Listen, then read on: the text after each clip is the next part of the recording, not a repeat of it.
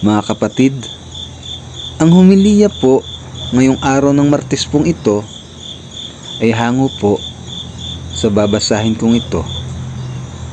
Lucas, Kapitulo 6, versikulo 12 hanggang 19. Pinili ang 12. Nang panahong iyon, umakyat si Jesus sa isang bundok at magdamag siyang nanalangin sa Diyos. Kinaumagahan, tinawag niya ang kanyang mga alagad. Pumili siya sa kanila ng 12 at sila'y tinawag niyang mga apostol.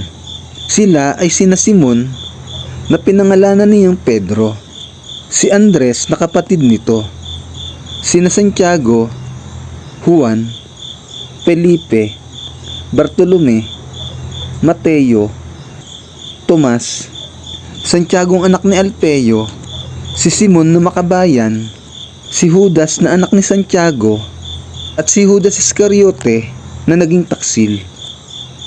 Nagturo at nagpagaling si Jesus.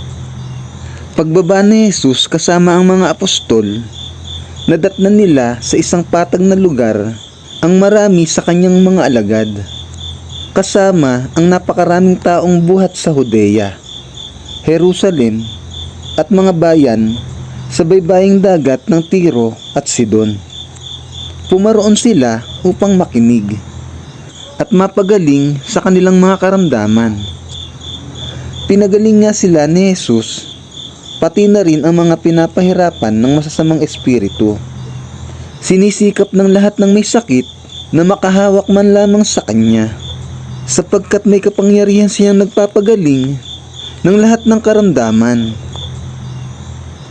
Ang mabuting balita ng Panginoon.